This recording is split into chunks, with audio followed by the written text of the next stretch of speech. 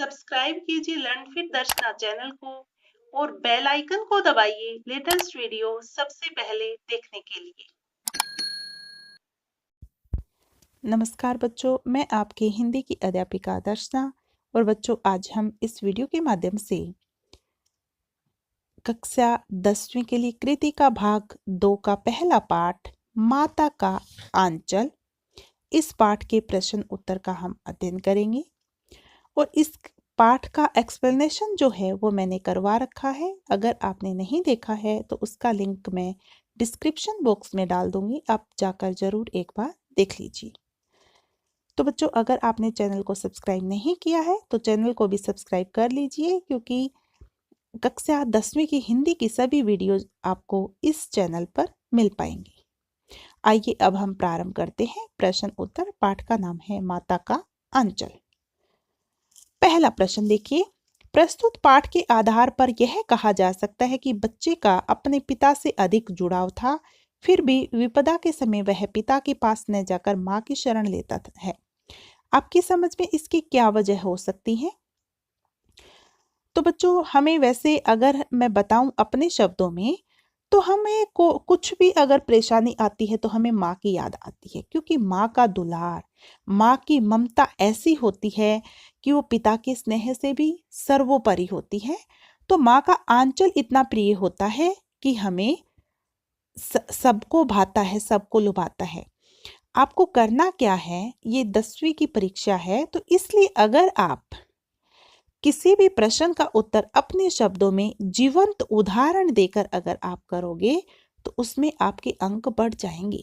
ठीक है, तो आने वाले वीडियोज में मैं ये भी बताऊंगी कि किस प्रकार आपको प्रश्न पत्र जो है वो अटेम्प्ट करना है, जिससे कि आपके अंक जो हैं वो पूर्ण मिले। हिंदी में भी अंक पूर्ण मिल सकते हैं, किस प्रकार वो मैं आपको आगे बताती रहूंगी।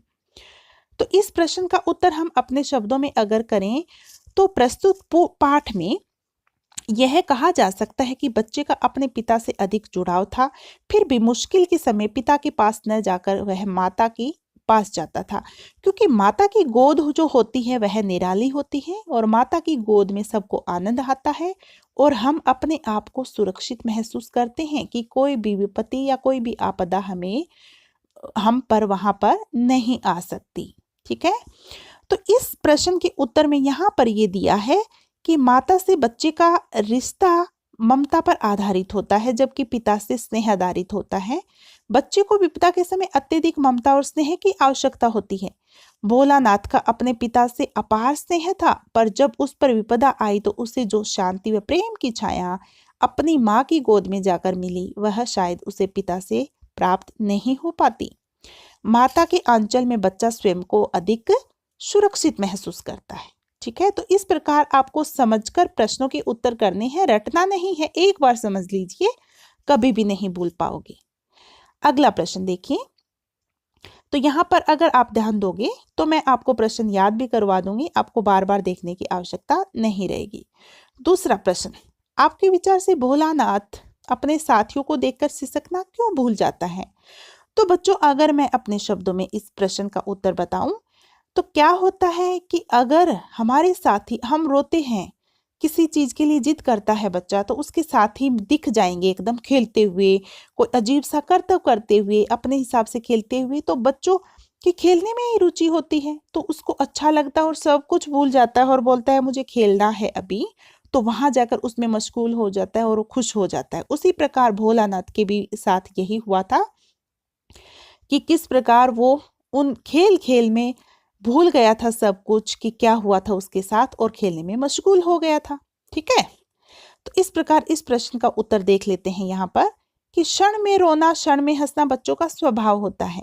भोलानाथ भी बच्चे की स्वाभाविक आदत के अनुसार अपनी उम्र के बच्चों के साथ खेलने में रुचि लेता है। उसे अपनी मित्र मंडली के साथ साथ तरह तरह की क्रीड़ा करना अच्छा लगता है। वे उसके हर खेल व हुदगड़ के साथी हैं। अपने मित्रों को मजा करते देख वह स्वयं को रोक नहीं पाता, इसलिए रोना भूलकर वह दोबारा अपनी मित्र मंडली में खेल का मजा उठाने लगता है। उसी मग्रावस्था में वह सिसकना भी भूल जाता है कि रोना भी भूल जाता है। ये था दूसरे प्रश्न का उत्तर। अब बच्चों, अगला प्रश्न है, भोलानाथ और उसके साथियों के खेल और खेलने की सामग्री आपके खेल और खेलने की सामग्री से किस प्रकार भिन्न है। तो देखिए, सबसे पहले ये बताइए कि लेखक ने बहुत प्राचीन 1926 के आसपास उपन्यास लिखा था, उसका ही एक अंश यहाँ लिया गया है, तो वो बहुत समय पहले की बात है। तो यहाँ पर अगर हम जिक्र करते हैं किसका, खिलौनों का, तो आज के खिलौने तो किस पर आधारित है, कंप्यूटर पर आधारित हैं, बिजली पर आधारित हैं, जो सेल डालते हैं उस पर आधारित है, रिमोट गेम आ गए, रिमोट कंट्रोल कार आ गई, खिलौने आ गए रिमोट कंट्रोल। तो पहले तो क्या होते थे, पेड़ के पत्ते, मिट्टी के खिलौने, ये सब होते थे ना। तो उसी प्रकार बहुत अलग है भाई आज के खिलौने, तो उससे हम आज के खिलौनों की और पहले के खिलौने की तुलना कर सकते हैं कि किस प्रकार भिन्न है। ठीक है, तो अपने शब्दों में बना बना कर लिखिए, अच्छे अंक मिलेंगे। रटना नहीं है, समझना है आपको।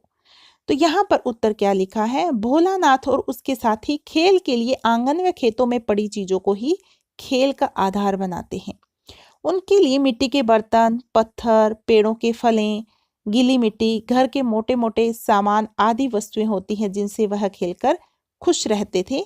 परंतु आज के बालक जो खेल खेलते हैं वे इनसे पूर्णतः भिन्न हैं।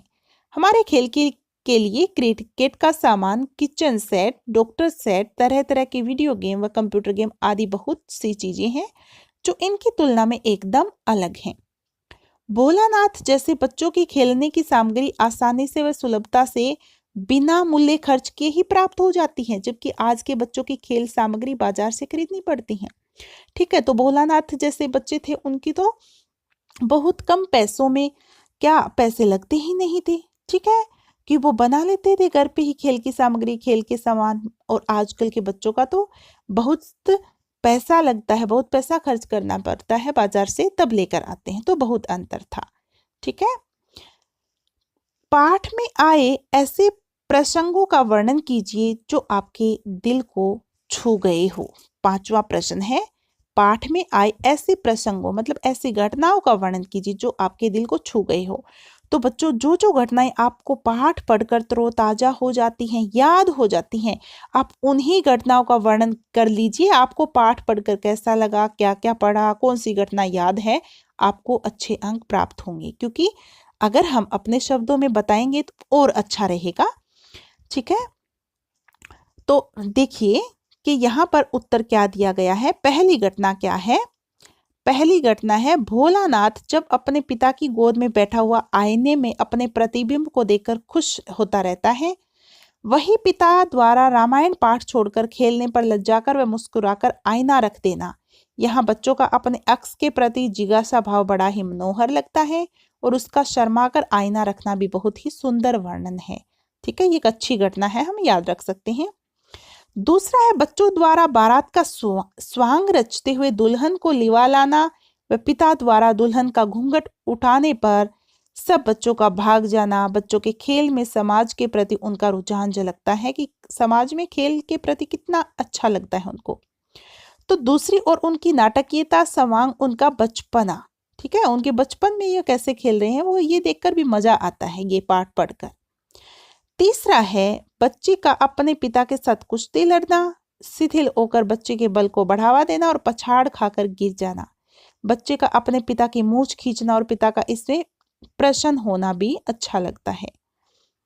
फिर है इस उपन्यास, ये तो तीन क्या हो गए बच्चों, ये तीन हो गए कारण की क्या कारण है कि आपको जो जो घटनाएं याद हैं वो बता दीजिए।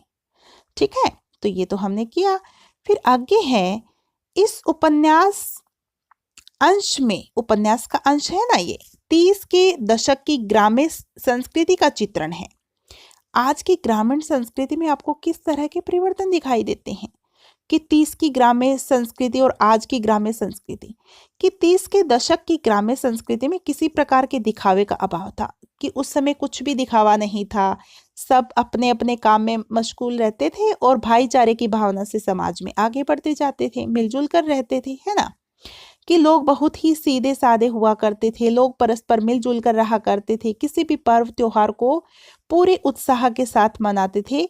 गांव में बचपन से खेल खेल में भी वैसी बातें सभी को सिखाया जाता है जिससे बड़े होकर अपने कार्य क्षेत्र में प्रवीण हो सके और व्यवहारिक भी बन सके। खेल खेल में ये सब सिखा दिया जाता है। आज की ग्रामीण संस्कृति में काफी बदलाव आए हैं। अब गांव में दूषित राजनीति के पांव पसारने के कारण लोगों के अंदर जाति, धर्म, संप्रदाय और अमीर गरीब जैसे भेद पनप गए हैं। आज के गांव में लगभग सारी शहरी सुविधाएं लोगों को प्राप्त हो रही हैं। बिजली, पानी, स्कूल, अस्पताल, सड़क और खेती के वैज्ञानिक संसाधन उपलब्ध हैं। ठीक है, इस प्रकार देखो ये सब हमें पढ़ने को मिलता है कि किस प्रकार आजकल गांव में ऐसा हो रहा है, आजकल गांव की स्थिति कैसी है। ठीक है, अब बच्चों यहाँ पर 8वां प्रश्न है कि यहाँ माता पिता का बच्चे के प्रति जो वात्सल्य व्यक्त हुआ है उसे अपने शब्दों में लिखिए कि कौन सा वात्सल्य व्यक्त हुआ है। तो भोलानाथ के पिता अपने पुत्र के प्रति बहुत स्नेह रखते थे कि है ना, प्यार, क्या प्यार व्यक्त किया गया है उसको लिखना है। सुबह से लेकर शाम तक जितना भी समय मिलता वे भोलानाथ के साथ ही बिताते थे। भोलानाथ सुबह जगाना, नहलाना, समय मिल अपने साथ पूजा में बिठाना, अपने साथ मछलियों को चारा खिलाने ले जाना और उसके खेलों में शामिल होना उनके गहरे लगाव को बताता है कि पिता और पुत्र का गहरा लगाव था। भोलानाथ की माता वात्सल्य व ममता की से भरपूर माता है। ठीक है, वात्सल्य मतलब करुणा का भाव और प्यार का भाव और ममता बिखेरती थी बच्चों पर। ऐसी भोलानाथ को भोजन कराने के लिए उनका भिन्न भिन्न तरह से स्वांग रचना एक स्नेही माता की ओर संकेत करता है जो अपने पुत्र को लेकर, भोजन को लेकर चिंतित है। दूसरी ओर उसको लहूलुहान व भय से कांपता देखकर माँ का भी स्वयं रोने व चिल्लाने लग जाती है। वो माता अपने पुत्र की ऐसी दशा देखकर माँ का हृदय भी दुखी हो जाता है। ठीक है, कि माँ का ममतालु मन इतना भावुक है कि वह बच्चे को डर के मारे कांपता देखकर रोने लगती है। उसकी ममता पाठक को बहुत ही प्रभावित करती है। ये 8वां प्रश्न था हमारा। अब आगे है माता का अंचल शीर्षक की उपयुक्तता बताते हुए कोई अन्य शीर्षक सुझाइए कि अन्य शीर्षक क्या हो सकता है। तो देखिए, लेखक ने इस कहानी का नाम माँ का आंचल उपयुक्त रखा है। इस कहानी में माँ के आंचल की सार्थकता को समझाने का प्रयास भी किया गया है। भोलानाथ को माता व पिता दोनों से बहुत प्रेम मिला। उसका दिन पिता की छत्र छाया में ही शुरू होता है। पिता उसकी हर क्रीड़ा में सदैव साथ रहते हैं, हमेशा साथ रहते हैं, विपदा होने पर उसकी रक्षा करते हैं। परंतु जब वह सांप को देखकर डर जाता है तो वह पिता की छत्र छाया के स्थान पर माता की गोद में छिपकर ही प्रेम व शांति का अनुभव करता है। माता उसके भय से भयभीत है, उसके दुख से दुखी है, उसके आंसू से खिन्न है, गुस्सा है। वह अपने पुत्र की पीड़ा को देखकर अपनी सुध-बुध खो देती है। वह बस इसी प्रयास में है कि वह अपने पुत्र की पीड़ा को समाप्त कर सके। माँ का यही प्रयास उसके बच्चे को आत्मीय सुख व प्रेम का अनुभव कराता है।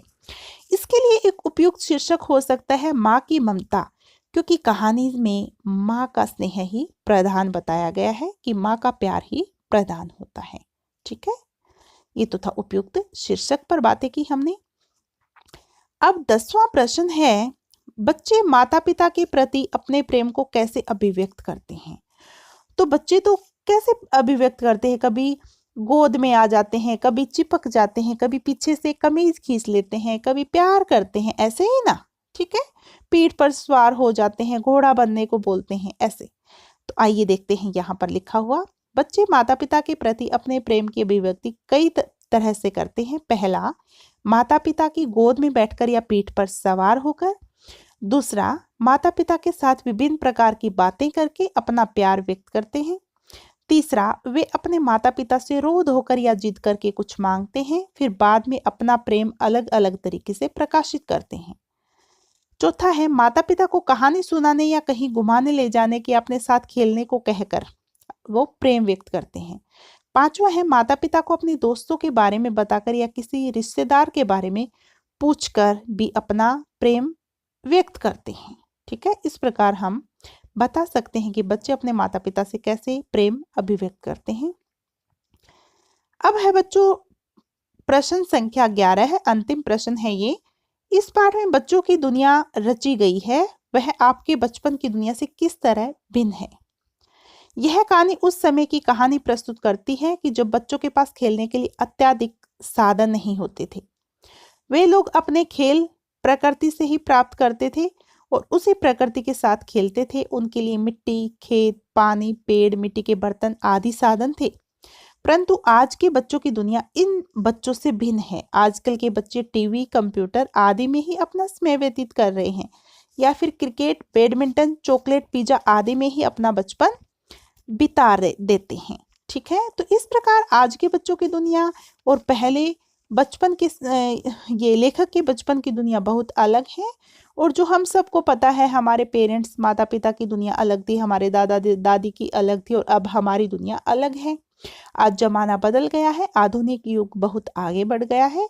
आजकल वो मिट्टी के खिलौने नहीं हैं, सब रिमोट कंट्रोल के खिलौने हमारे बीच आ पहुंचे हैं। तो बच्चों, ये तो हमने माता का अंचल पाठ जो है उसके प्रश्न उत्तर पूर्ण किए। मुझे पूरी उम्मीद है आपको सबको समझ भी आए होंगे। ऐसे ही आप मेरे साथ बने रहिए, मैं आपके लिए वीडियो अपलोड करती रहूंगी, जिससे कि आपको बहुत सहायता मिलेगी। ठीक है, तो वीडियो पसंद आई लाइक जरूर कीजिए और अपने फ्रेंड्स के साथ भी शेयर कर लीजिए।